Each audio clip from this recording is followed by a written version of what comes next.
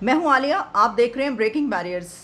आज की मेरी ये वीडियो आपको ये बताएगी, दुनिया के उन तमाम नौजवानों को, यूथ को ये बताएगी कि अगर आप एक लगी बंदी घिसी पिटी तालीम हासिल नहीं करना चाहते, आपका एप्टीट्यूड उस तरफ नहीं है, आप कुछ और करके दिखाना चाहते हैं, तो आप कर गुजरिए। इसकी वजह यह है कि अगर आप कुछ थोड़ा सा अलग नहीं करने की कोशिश करेंगे तो आप दुनिया के one of the richest man में शामिल नहीं हो सकेंगे। इसकी वजह यह है कि दुनिया के जितने भी रिचेस्ट मैन हैं, उन्होंने अपनी जो रिवायती तालीम थी उससे हट के कुछ और किया। कोई 2 वीक्स पहले मैंने एक प्रोग्राम किया था जिसमें मैंने आपको ये बताया था कि इंडिया के Gautam Adani third richest person of this planet बन चुके हैं। लेकिन आफ्टर 2 वीक्स आज मुझे एक और प्रोग्राम करना पड़ रहा है जिसमें मैं आपको ये बताना चाहती हूँ कि विद इन 2 वीक्स इंडिया के बिलियनियर गौतम अडानी अब जेफ बेजोस को पीछे छोड़कर सेकंड नंबर पर आ चुके हैं और वो second richest man of this world बन चुके हैं। उनसे ऊपर सिर्फ एक इंसान और है और वो हैं एलोन मस्क। तो क्या इंडिया के गौतम अडानी एलोन मस्क को पीछे छोड़ देंगे और पहले नंबर पर दुनिया के रिचेस्ट पर्सन बन जाएंगे? देखते हैं कि क्या अगले 2 वीक्स में या कुछ दिनों में वो ऐसा कर पाते हैं या नहीं कर पाते हैं। काफ़ी फ़र्क है, दोनों की नेटवर्थ में काफ़ी फ़र्क है। मैं आपको थोड़ी सी डिटेल्स बता देती हूँ, लेकिन आप इस वीडियो का क्रक्स इस पे रखिएगा कि आपको बताना ये मकसद नहीं है कि मैं आपको बता रही हूँ कि इसकी इतनी दौलत है, इसकी इतनी दौलत है। ये है, इस वीडियो का मकसद ये है कि ऐसे नौजवान दुनिया के जिनका दिल नहीं करता पढ़ने में, वो कॉलेज से भाग जाते हैं, वो स्कूल छोड़ छोड़ के चले जाते हैं, घर से उनको मारें पड़ती हैं, पिटाइयाँ होती हैं, वो एक नालायक शागिर्द जाने जाते हैं, टीचर से उनको लानत मलामत होती है, लेकिन उनका जहन नहीं होता उस तरफ और उनके अंदर कुछ एक आग होती है, वो कुछ और करके दिखाना चाहते हैं। अगर आपके साथ ऐसा है तो कोई मसला नहीं है, नाकामियों से मत डरिएगा बिल्कुल भी। इसकी वजह यह है कि जिस शख्स की इस वक्त मैं आपको बात बता रही हूँ, गौतम अडानी, बल्कि उनसे ऊपर जो है अभी एलोन मस्क, ये दोनों ऐसी पर्सनालिटीज़ हैं कि जिन्होंने अपनी जो रिवायती एक तालीम थी स्कूल और कॉलेज की, उसको छोड़ दिया और उससे छोड़कर जो वो करना चाहते थे उस तरफ निकल गए और फिर वो वहाँ पर पहुँचे जहाँ पर आज वो दुनिया के सबसे अमीर तरीन लोग कहलाते हैं। जनाब, गौतम अडानी के बारे में मैं आपको बता दूं कि जिस तरह मैंने आपको बताया 2 वीक्स पहले जो हैं वो तीसरे नंबर पर आए थे। अब वो जेफ बेजोस को छोड़ के पहले नंबर पर नहीं लेकिन दूसरे नंबर पर आ चुके हैं।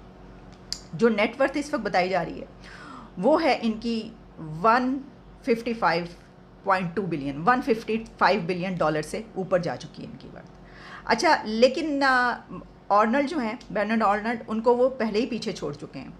लेकिन जो एलोन है उनकी नेटवर्थ क्योंकि काफ़ी फ़र्क है, उनकी 272 बिलियन डॉलर से ऊपर है, तो उन तक पहुंचने में शायद इनको भी टाइम लगे, हो सकता है।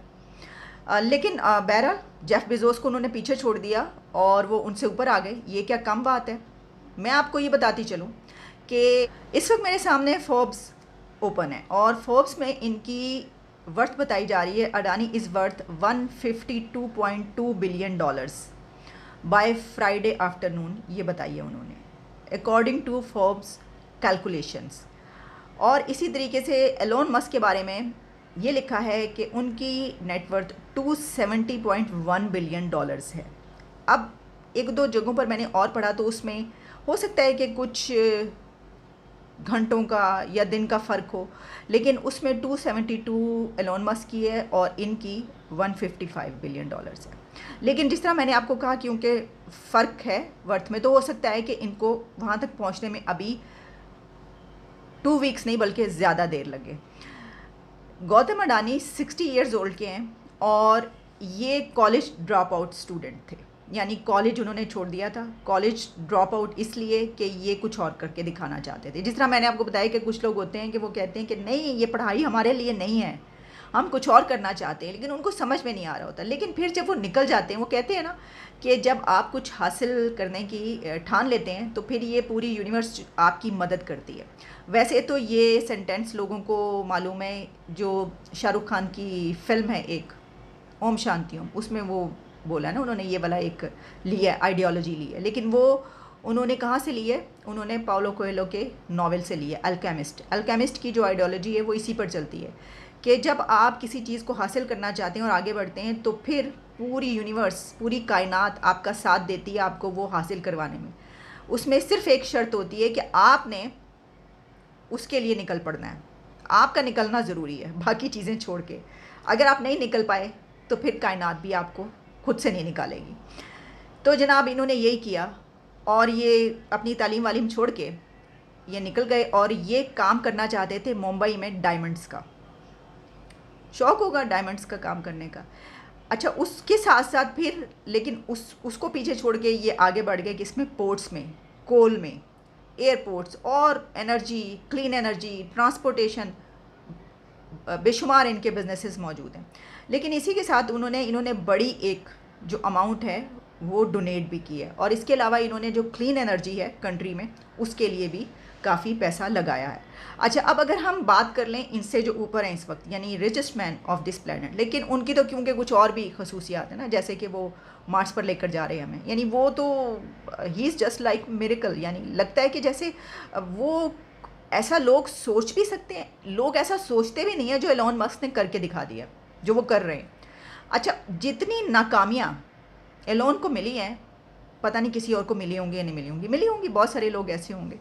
लेकिन वो मैं देख रही थी एक वीडियो एलोन की, तो उसमें वो बता रहे थे, तो उनसे वो जो एंकर था, जो होस्ट था उनका, उनसे पूछ रहा था कि सब कुछ ख़त्म हो गया, तुम रोड पर आ गए, तो तुमने फिर भी दोबारा से अपने आप को ज़िंदगी दोबारा से उसी तरह तुमने सब कुछ कर लिया और वही मिज़ाइल और सब कुछ, और तुमने जो अपना वो उनका है स्पेस का सारा कुछ फिर तुमने कर लिया, कैसे? तो एलोन रोना शुरू हो गए। इसकी वजह ये है कि जब उसने पूछा तो वो उनकी जो है वो मेमोरी वो बता रही थी कि वो उनके साथ क्या क्या हुआ है, याददाश्त में वो पीछे चले गए कि क्या कुछ उनके साथ हो गया। तो उन्होंने कहा मैं थोड़ा ब्रेक ले सकता हूँ। उन्होंने कहा इट्स ओके, नो प्रॉब्लम, आप ब्रेक ले सकते हैं। और फिर उन्होंने बताई अपनी, तो वो जो होता है ना एक ढिठाई, एक ढीठपन, एक ज़िद्दीपन कि करके दिखाना है तो करके दिखाना है, तो आप अपनी अचीवमेंट इसी तरह अचीव कर सकते हैं। एलोन जो हैं वो भी ड्रॉप आउट हुए, फिर वो बचपन से ही अपनी नानी के घर के गैरेज में बैठ के ये जो टॉयज़ और इस तरह की चीज़ें कुछ ना कुछ बनाने की कोशिश करते थे। उनको उसी वक्त से वो नई चीज़ बनाने का शौक़ था।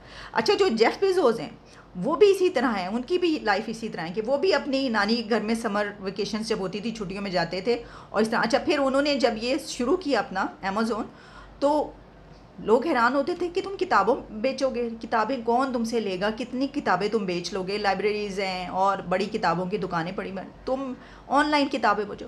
तो बेज़ोस ने कहा था कि मैं दुनिया की हर चीज़ बेच दूँगा, मैं हर चीज़ बेचूँगा और मैं बेच के दिखाऊँगा, मैं दुनिया की हर चीज़ बेच के दिखाऊँगा। तो देखें अमेज़ोन पे आपको दुनिया की हर चीज़ मिलती है और उसने बेच के दिखा दी। लेकिन बहरहाल वो नीचे चले गए। उसकी एक वजह शायद ये भी है, जिस वक्त वो उनका ये जो है उन्होंने अपनी सीट छोड़ दी थी, तो क्योंकि उनकी जो डाइवोर्स हुई थी उसमें उन्होंने अपनी वाइफ को अपने वादे के मुताबिक, ये देखें वहाँ के लोग कितने पक्के होते हैं, वादे के मुताबिक कि उन्होंने कहा कि हाफ़ मैं तुमको दूंगा, तो उन्होंने अपनी आधी दौलत उसको दे दी थी। अच्छा, बिल गेट्स ने भी ऐसा किया। खैर बिल गेट्स तो अब इस लिस्ट में आने ही नहीं ना चाहते, वो इतना अरसा अकेले रहे हैं इस लिस्ट में, उन्होंने राज किया। तो जनाब ये थी सिचुएशन, मैं आपको ये बताना चाह रही थी कि ये अब बहुत जल्द ऐसा लगता है कि खबर ही आएगी, ये देखते हैं ऐसा होता है या नहीं हो सकता कि वो क्रॉस करते हैं उनको या नहीं करते। लेकिन अभी तक वो दुनिया के सेकंड रिचेस्ट मैन बन चुके हैं, गौतम अडानी।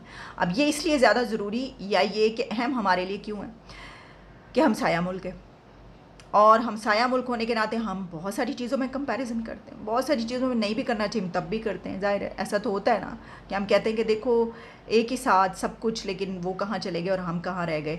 तो कर लेने में कोई हर्ज नहीं है, कोई ऐसी बात नहीं है। अब बात ये है कि सिर्फ ये बात नहीं है कि किसी मुल्क का कोई बंदा जो है वो रिचेस्ट मैन बन जाए या उसमें आ जाए, ठीक है। लेकिन इसमें बात पता कि इसमें बात ये कि इससे उस मुल्क को फ़ायदा बहुत होता है। जिस तरह मैंने आपको कुछ अर्सा पहले बताया था कि सारी डिटेल बताई थी मैंने अपने पिछले किसी प्रोग्राम में, आप देख लें उठा के, कि ऐसा नहीं होता है। हम ये समझते हैं कि शायद अगर कोई बंदा बनता है तो उसी को नहीं, उससे उस कंट्री पर बहुत असर पड़ता है। और जिस तरह मैंने आपको बताया था कि ये होने की वजह से इंडिया पर बहुत असर पड़ा है, इंडिया बहुत तेज़ी से ऊपर आ रहा है। तो पाकिस्तान में हमें इस वक्त सिचुएशन हमारी तो खैर फ्लड्स की वजह से जहाँ पर है वो आप जानते ही हैं। आप देख ही रहे हैं। और स्टेट बैंक की जो रिपोर्ट आई है वो भी कोई इतनी हौसला अफजा नहीं है। हमारे जो रिज़र्व्स हैं वो 8 पॉइंट समथिंग पर आ गए, यानी आप जानते हैं 11 हम कह रहे थे जब कुछ अर्सा पहले, चंद महीने पहले हमने इस मौजू पर एक प्रोग्राम आखिरी किया था, जब वो डिफ़ॉल्ट की तरफ जा रही थी उस वक्त मैं काफ़ी प्रोग्राम कर रही थी इस पर, तो उस पर कोई 11 समथिंग हमने कहा था, वो वहाँ से हमने छोटे छोटे फिर 10 पे आए, अब हम 8 पर आ गए हैं। तो आप जान सकते हैं कि हम किस तरफ बढ़ रहे हैं। और कुछ और रिपोर्ट्स हैं, IMF की रिपोर्ट है, कुछ और रिपोर्ट्स भी ऐसी हैं जो काफ़ी अलार्मिंग है, उस पर अलग से एक प्रोग्राम करेंगे। लेकिन इस पर मैं इस पॉजिटिव नोट पर ख़त्म करना चाहती हूँ दुनिया के नौजवानों के लिए, अपने पाकिस्तान के भी, कि अगर आप, बल्कि आपको चाहिए कि आप कुछ अलग करके दिखाएं, क्योंकि अब अगला दौर इसका नहीं है कि आपने बैचलर्स कर लिया, मास्टर्स कर लिया, ये सब कुछ अब बदल गया है और बदलने जा रहा है एंटायरली। तो आप ज़रा कुछ और तरफ चलें और आप भी कुछ अलग करके अगर करके दिखाना चाहते हैं तो कर गुजरें, किसी को खातिर में ना लाएं। आप जो करना चाहते हैं वो करके दिखाएं, आप बदल देंगे, आप अपनी दुनिया भी बदलेंगे, अपना मुल्क भी बदलेंगे, आप ये दुनिया भी बदल डालेंगे। ये दुनिया ऐसे ही लोगों से बदली है। इजाज़त दीजिए, दोबारा मुलाकात होती है। Take care and good bye.